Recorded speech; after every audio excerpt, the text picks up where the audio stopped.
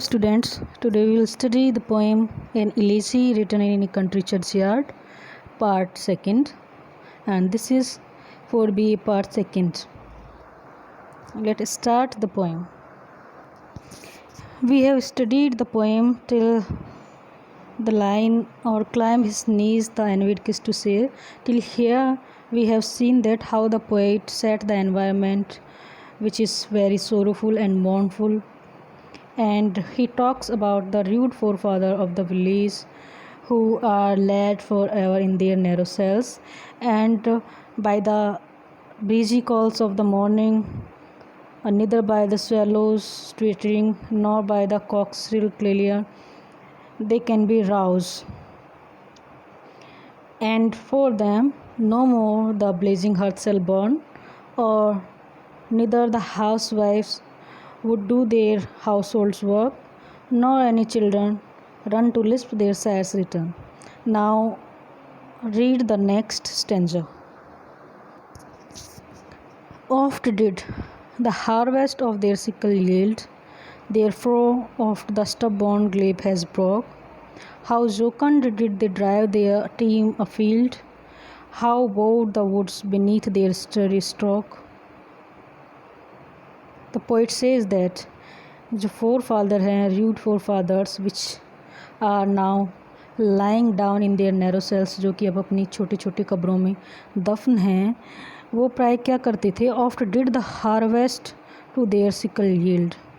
वो जो फसलें होती थी उनको हार्वेस्ट करते थे और वो उनके सिकल यानी कि जो उनका दराती होती थी उनके सामने यील्ड कर देती थी, समर्पण कर देती थी, यानी कि जो फसल होती थी उनके सिकल या दरियाती के सामने समर्पण कर देती थी, या जो फोर फादर्स हैं उन फसलों को हार्वेस्ट करते थे, उन फसलों को काटते थे. Their furrow oft the stubborn glebe has broke.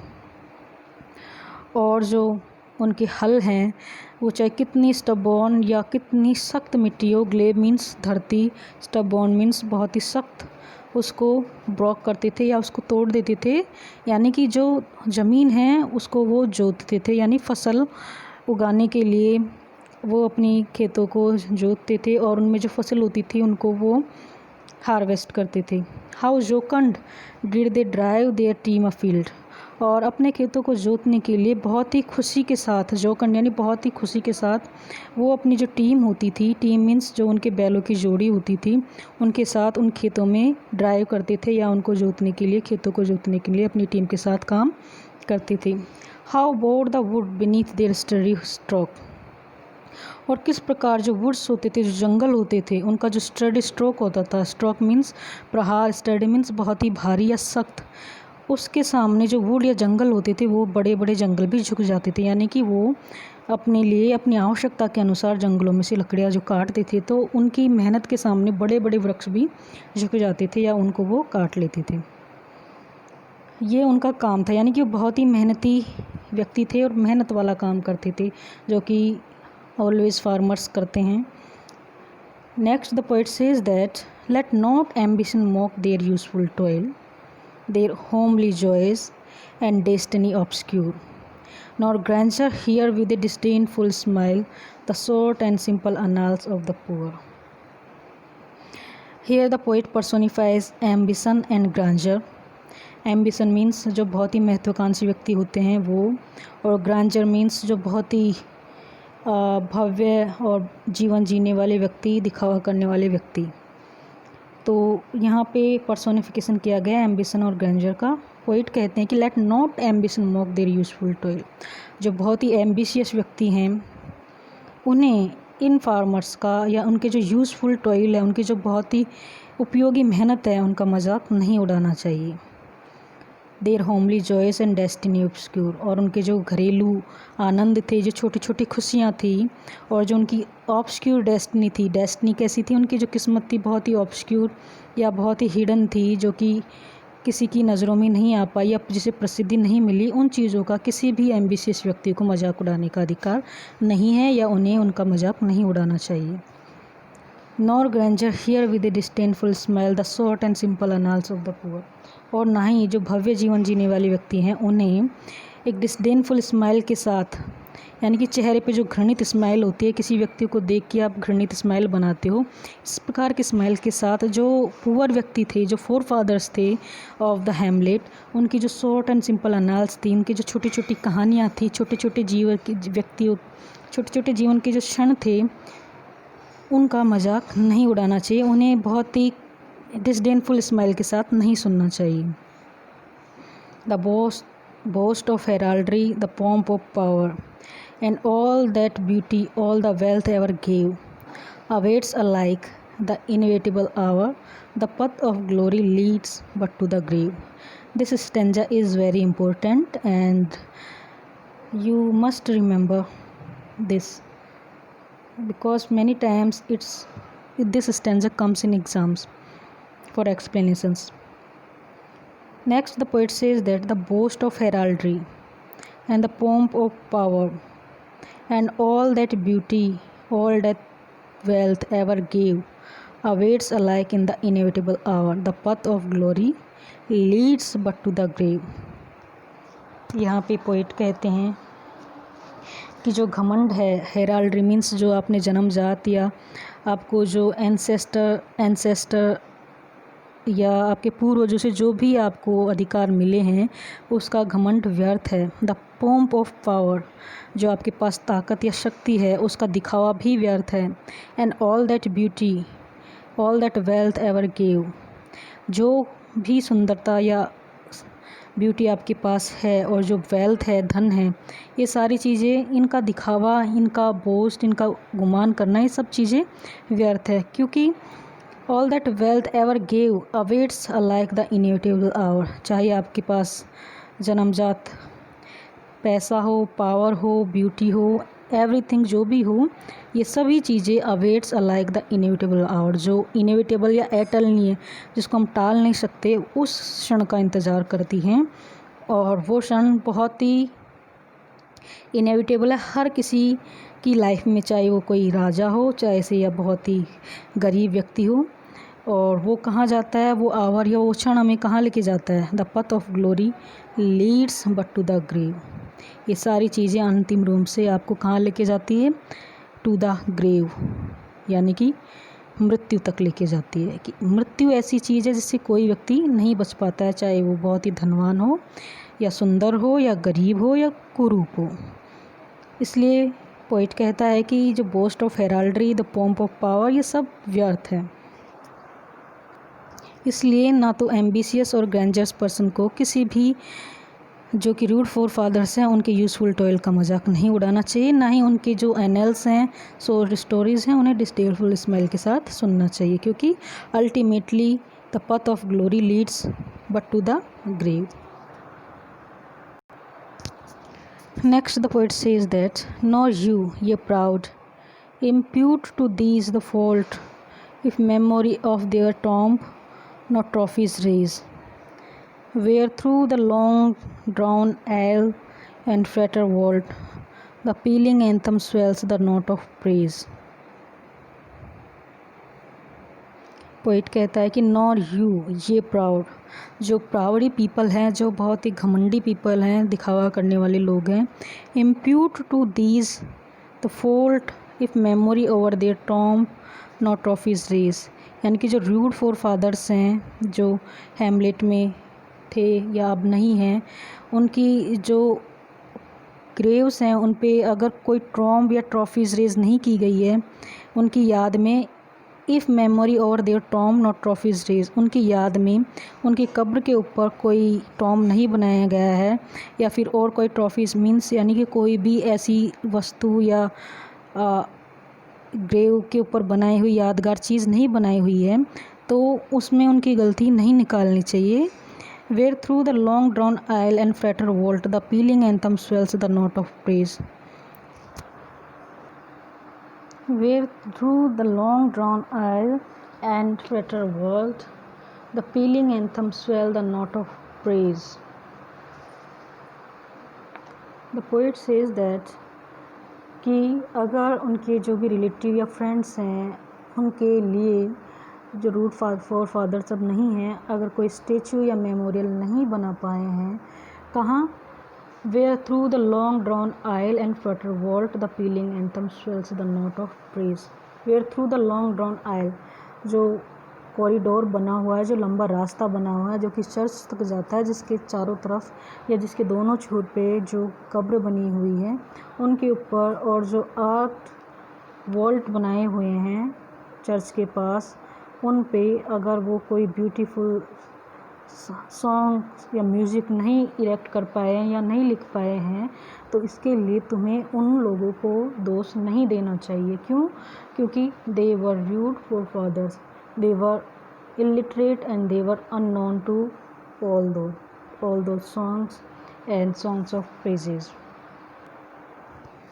Next, the poet says that can storied urn or animated bust back to its mansion call the fleeting breath? Can honor's voice provoke the silent dust, or flattery soothe the dull cold ear of death? यहाँ पे poet जो earn होते हैं और जो भी Tom's होते हैं जो कि किसी कब्र के ऊपर इरेक्ट किए जाते हैं, उनकी व्यर्थता को बताते हुए कहते हैं कि कैन स्टोरीड अर्न और एनिमेटेड बस्ट, जो स्टोरीड अर्न, जो अर्न होते हैं जिन्हें कि एक तरह का बर्तन होता है जिसमें किसी व्यक्ति की जो बची हुई अस्थियां होती हैं उन्हें दफन कर दिया जाता है, जिनके ऊपर कुछ स्टोरीज़ उकेरी जाती हैं वो, और एनिमेटेड बस्ट यानी कि बस्ट मीन्स स्टैचूज़ जो कि कैसे दिखाई देते हैं, एनिमेटेड यानी कि जीवित, जैसे कोई किसी व्यक्ति जीवित व्यक्ति का पुतला हो, ऐसी चीज़ें स्टोरीड अर्न और animated bust back to its mansion call the fleeting breath, क्या अपने मकान में, मेंशन मीन्स उस बॉडी में, कॉल द फ्लीटिंग ब्रीथ जो यानी जो श्वास व्यक्ति के शरीर को छोड़ के जा चुकी है, क्या उन स्टोरीड अर्न और एनिमेटेड बस्ट की वजह से क्या वो श्वास या जीवन उस व्यक्ति के शरीर में वापस लौट सकता है या नहीं? ऐसा नहीं हो सकता। इसलिए तुम्हें उन व्यक्तियों की या जो रूड फॉर फादर्स हैं उनकी गलती नहीं निकालनी चाहिए अगर उन्होंने अपनी कब्र के ऊपर, उनके रिश्तेदारों ने अगर कोई टॉम या मेमोरियल्स नहीं बनाए हैं तो। The poet says that can honour's voice provoke the silent dust, honour का यहाँ पे पर्सोनिफिकेशन किया गया है कि यानी कि सम्मान की जो आवाज़ है, यानी कि उनके सम्मान में जो शोक गीत या कोई भी ऐसा अप्रेजल लिखा गया है, तो वो किसी साइलेंट डस्ट, यानी कि साइलेंट डस्ट का मीन्स जो मृत व्यक्ति है जो कि मिट्टी में मिल चुका है उसको जगा सकती है, उसको जागृत कर सकती है। और flattery soothe the dull cold ear of death, और फ्लैटरी किसी व्यक्ति की चापलूसी करना या उसके बारे में अच्छी अच्छी बातें कहना, डेथ के जो कोल्ड ईयर है यानी कि डेथ का पर्सोनिफिकेशन किया गया है, तो जो कोल्ड ईयर मीन्स यानी कि कोई व्यक्ति मर जाता है उसके बाद उसका शरीर बिल्कुल ठंडा हो जाता है, तो ऐसे व्यक्ति में फ्लैटरी या ऑनर या स्टोरीड अर्न क्या उन व्यक्तियों में या उनके डेथ शरीर में, बॉडी में वापस जान ला सकते हैं? नहीं ला सकते हैं। Perhaps in this neglected spot is laid some heart once pregnant with celestial fire, hands that the rod of empire might have swayed, or waked to ecstasy the living liar. Next poet कहते हैं कि perhaps शायद in this neglected spot is laid some heart once pregnant with celestial fire, कि ये जो neglected spot है, स्थान है जिसको भी आज तक नज़रअंदाज किया गया है, वहाँ पे लेटे हुए हैं सम हर्ट, ऐसे कुछ हृदय आज भी हैं जो कि once pregnant with celestial fire, जो कि कभी भरे पूरे थे किस चीज़ से?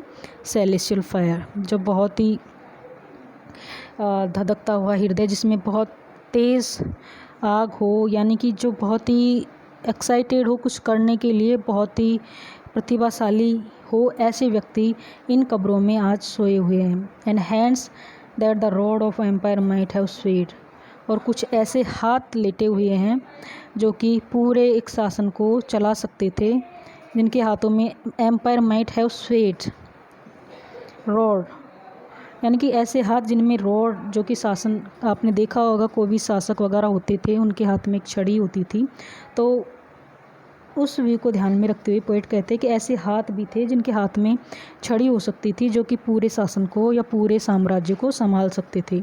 और waked to ecstasy the living lyre. Lyre एक म्यूजिकल इंस्ट्रूमेंट होता है, उसके लिए कहते हैं कि ऐसे कुछ व्यक्ति ऐसे भी होंगे जिनके हाथ शायद म्यूजिक का जो लायर होता है, इंस्ट्रूमेंट होता है, अगर उसको बजाते तो एक ऐसी ध्वनि या संगीत उसमें पैदा करते कि जो बहुत ही मधुर होता और जो कि इकेस्टेसी को प्राप्त करने वाला होता। तो कवि कहता है कि पोइट कहते हैं कि कोई ज़रूरी नहीं है कि ये जो व्यक्ति यहाँ पे लेटे हुए हों वो बहुत ही अज्ञानी, इलिटरेट हो, हर चीज़ में पिछड़े हुए हो, ऐसा ज़रूरी नहीं है। ज़रूरी ये हो सकता है कि उनमें कोई व्यक्ति ऐसा भी हो जो बहुत ही प्रेरित करने वाला हो, या शासन भी संभाल सकता हो, या म्यूजिक के क्षेत्र में बहुत आगे हो, लेकिन चूंकि वो ऑब्सक्यूर रह गए, उन्हें कभी प्रसिद्धि नहीं मिली, इसलिए वो अननोन रह गए। इसका मतलब ये नहीं है कि उन व्यक्तियों को कभी कुछ आता ही नहीं था, लेकिन वो व्यक्ति ऐसा नहीं कर पाए। क्यों नहीं कर पाए? क्योंकि but knowledge to their eyes her ample page rich with the spoils of time did never unroll. Chill penury repressed their noble rays and froze the genial current of the soul. Poet कहते हैं कि ये व्यक्ति हो सकता है एक साम्राज्य संभाल सकते थे, बहुत ही अच्छा म्यूजिक बजा सकते थे, लेकिन क्या हुआ कि नॉलेज जो ज्ञान है, to their eyes her ample page rich with the spoil of time, जो ज्ञान है कि जो कि बहुत ही प्रचुर मात्रा में होता है, डिड नेवर अनरोल, वो उनके सामने कभी खुला ही नहीं, यानी कि उन्हें कभी मौका ही नहीं मिला पर्याप्त मात्रा में नॉलेज ग्रहण करने का, शिक्षा लेने का उन्हें अवसर ही नहीं मिला, क्योंकि rich with the spoil of time, जो ज्ञान या नॉलेज था वो समय की साथ, या उन्हें ऐसा अवसर नहीं मिला, समय ने या समय की गड़बड़ी ने उनके हाथ से अधिकार छीन लिया, उनके सामने नॉलेज मिलने का जो अवसर था वो कभी आया ही नहीं। Chill penury repressed their noble rays and froze the genial current of the soul. और जो चिल पेनवरी, पेनवरी मीन्स गरीबी, बहुत ही अधिक मात्रा में जो गरीबी थी, या जो गरीब होना एक अपराध के बराबर ही है, उसने क्या किया, रिप्रेस्ड देयर नोबल रेज, उनके अंदर जो नोबल गुण थे, बहुत ही अच्छे जो गुण थे, उनको दबा दिया, उनको ढक दिया, क्योंकि गरीबी की वजह से वो नॉलेज प्राप्त नहीं कर पाए, और उसकी वजह से and froze the genial current of the soul, और उनके हृदय में जो जेनियल करंट थी, एक बहुत ही जेन्युइन थॉट थी, किसी चीज़ जो को जानने की इच्छा थी, उस चीज़ को क्या कर दिया, गरीबी ने दबा दिया। Full many a gem of purest ray serene the dark unfathomed cave of ocean bear, full many flowers is born to blush unseen and waste its sweetness on the desert air. ये stanza भी बहुत ज़्यादा important है और कई बार exams में आता है, तो आपको इसको याद रखना है।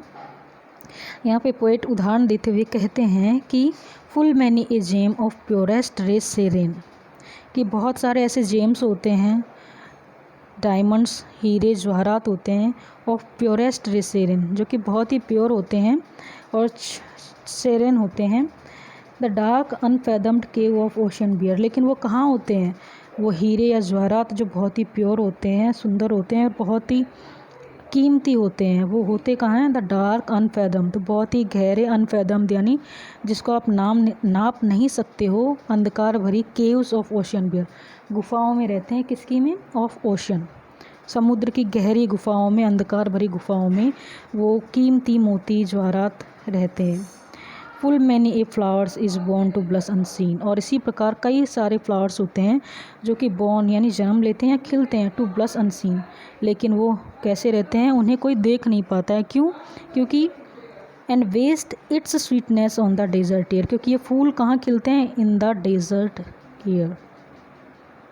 डेजर्ट यानी कि बहुत ही उजड़े हुए क्षेत्र में, रेगिस्तान में ऐसे फ्लावर्स खिलते हैं, इसलिए उन फ्लावर्स को कोई देख नहीं पाता, और इसी वजह से वो क्या करते हैं, जो डेजर्ट की एयर होती है उसमें वेस्ट इट्स स्वीटनेस, अपनी जो स्वीटनेस होती है या जो खुशबू होती है उनको क्या कर देते हैं, वो वेस्ट करते हैं। या उदाहरण देते हुए पोएट कहते हैं कि जिस प्रकार प्योरेस्ट जेम्स होते हैं कहाँ होते हैं, लेकिन वो डार्क अनफेदम्ड केव्स ऑफ ओशन में होते हैं।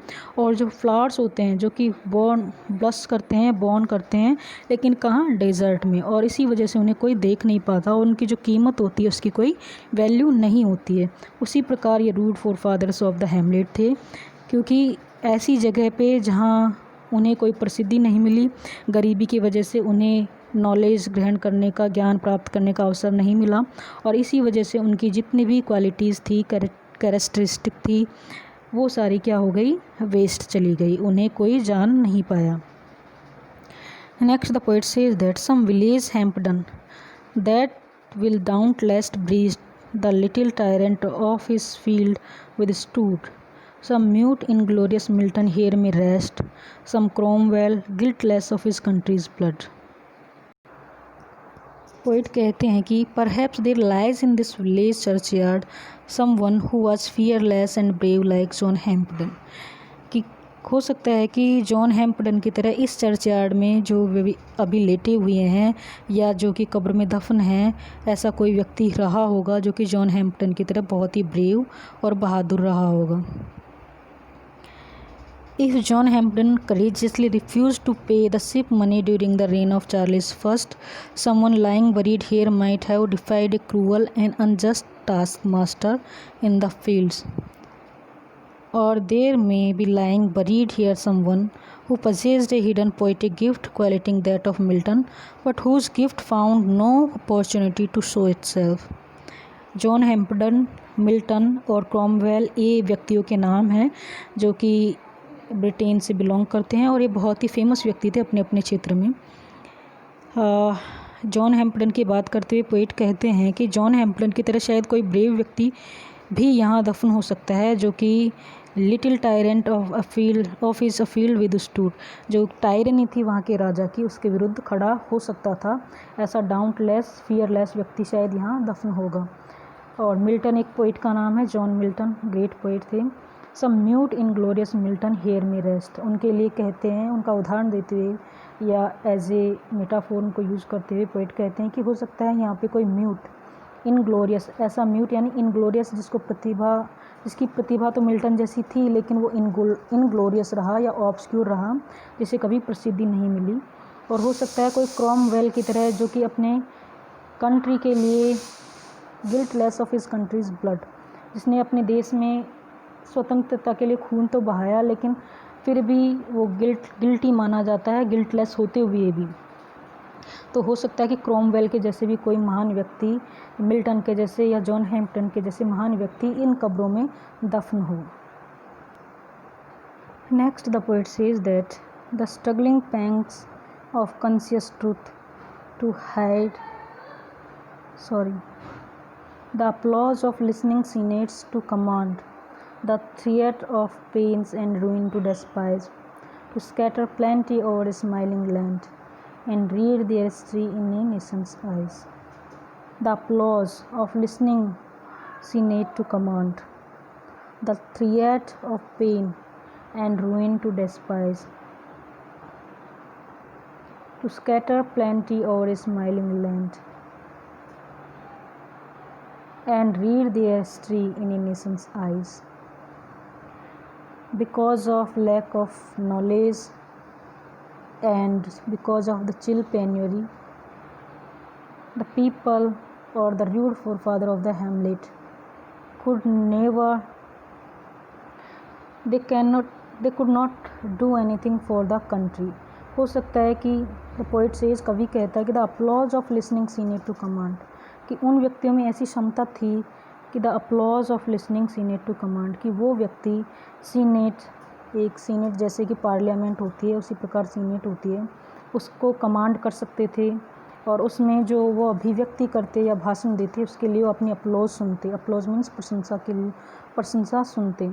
The threat of pain and ruin to despise, जो दुश्मन राष्ट्र उनसे जो धमकियाँ मिलती है किसी भी राष्ट्र को नष्ट करने की, उनसे शायद वो घृणा करते और शायद उसका वो जवाब दे सकते थे। To scatter plenty over a smiling land, और शायद जो उनकी भूमि थी या ज़मीन थी या जो देश था उसके ऊपर वो बहुत ही खुशी के साथ प्लेंटीफुल या बहुत ही अपनी उस मातृभूमि पे प्रचुर मात्रा में प्लेंटीफुल या प्रचुर मात्रा में स्माइल बिखेरते, खुशियाँ बिखेरते। And read their history in a nation's eyes, और वो अपना इतिहास खुद एक राष्ट्र की आंखों में देखते। यानी कि उन व्यक्तियों में इतनी क्षमता थी कि वो सीनेट को कमांड कर सकते थे, दुश्मन राष्ट्र से अपने राष्ट्र को बचा सकते थे, एक मातृभूमि को बहुत ही प्रचुर मात्रा में खुशियों से भर सकते थे और अपने इतिहास अपने ही देश के लोगों की आंखों में देख सकते थे। लेकिन बिकॉज ऑफ चिल पेनवरी और लैक ऑफ नॉलेज, वो अपनी इस योग्यताओं को या अपनी इन काबिलियतों को आगे लाने में सक्षम नहीं हो पाए। Their lot forbade forbade nor circumscribed alone their growing virtues, but their crimes confined, forbade to wade through slaughter to a throne, and shut the gates of mercy on mankind. Next the poet says that their lot forbade, उनका जो भाग्य था, किस्मत थी, उसने इनकार कर दिया। किस चीज़ से? Nor circumscribed alone their growing virtues, circumscribed their growing virtues, not only circumscribed, उनके जो यानी सीमित कर देना, circumscribed मीन्स सीमित कर देना या वंचित कर देना। उनका जो गुण थे, उनके जो बढ़ते हुए वर्च्यूज़ थे, केवल उनको ही circumscribed नहीं किया, उन्हें सीमित नहीं किया, बट देयर क्राइम्स कन्फाइंड, उनके जो भाग्य था उसने उनके जो क्राइम थे, जो उनके अवगुण थे, उनके जो अपराध वो कर सकते थे, उनको भी क्या कर दिया? सीमित कर दिया। forbade to wade through slaughter to a throne and shut the gates of mercy on mankind, उनके भाग्य ने उन्हें मना कर दिया to wade through slaughter to a throne, यानी कि स्लॉटर करके, नरसंहार करके किसी सिंहासन को प्राप्त करने की जो किसी की इच्छा हो सकती थी, उस चीज़ को उनके भाग्य ने मना कर दिया। And shut the gate of mercy on mankind, और इस प्रकार भाग्य ने जो मनुष्य है, मानवता है, उस पर क्या किया? गेट ऑफ मर्सी, यानी कि जो दया का जो गेट होता है, दरवाज़ा होता है, उसको बंद कर दिया। यानी कि भाग्य ने भी उन लोगों का जो केवल उनके गुण हैं उनको ही सीमित नहीं किया, बल्कि उनके अपराध या उनकी आपराधिक प्रवृत्तियाँ थी उनको भी सीमित कर दिया। और इस प्रकार जो स्लॉटर करके वो किसी सिंहासन को प्राप्त करते, ऐसे रास्ते को बंद कर दिया और मानवता के ऊपर दया दिखाई। The struggling pangs of conscious truth to hide, to quench the blushes of ingenious shame, or heap the shrine of luxury and pride with incense kindled at the muse's flame. Next the poet says that the struggling pangs of conscious truth to hide, to quench the blushes of ingenious shame, or heap the shrine of luxury and pride with incense kindled at the muse's flame. Their humble destiny also prevented them from suppressing truth, which always seeks to come out and become known. उनकी जो destiny थी उसने ना केवल truth को बाहर आने से ही नहीं रोका, बल्कि उनको जो प्रसिद्धि मिलती उससे भी उन्हें रोक दिया। They did not commit any sin of which they had need to feel ashamed, और इस चीज़ के कारण या उनके भाग्य के कारण उन्होंने ऐसी कोई चीज़ या अपराध या पाप नहीं किया जिसके लिए कि वो कभी क्षमा प्रार्थी होते। और heap the shrine of luxury and pride with incense kindled at the muse's flame, और ना ही nor did they degrade themselves by dedicating their poems to wealthy and luxury loving patrons in word of fulsome praise or extravagant flattery। ना ही उन व्यक्तियों ने heap the shrine of luxury and pride, यहाँ पे personification किया गया। luxury and pride means जो कि बहुत ही धनवान व्यक्ति होते हैं, प्राउडी पीपल होते हैं, उनके लिए उन्होंने ऐसी कोई कविताएं या ऐसी कोई चीज़ें नहीं लिखी जो कि उन्हें लिखनी चाहिए थी, जो कि बहुत ही फ्लैटरी से, प्रेज से भरी हुई होती। अपने पैटर्न्स के लिए या अपने जो स्वामी होते हैं उनके लिए उन्होंने ऐसी कोई चीज़ नहीं लिखी, क्योंकि वो बहुत ही गरीब थे और गरीबी के कारण उन्हें कभी ऐसा मौका नहीं मिला कि वो नॉलेज गेन कर पाएँ, और इस वजह से भाग्य ने उन्हें रेस्ट्रिक्ट कर दिया। और ऐसी चीज़ें या अपराध जिनके लिए वो कभी शर्मिंदगी महसूस करते, वो चीज़ें उन्होंने कभी नहीं की। This is the part second of elegy written in a country churchyard. The next part will be uploaded soon. Thank you.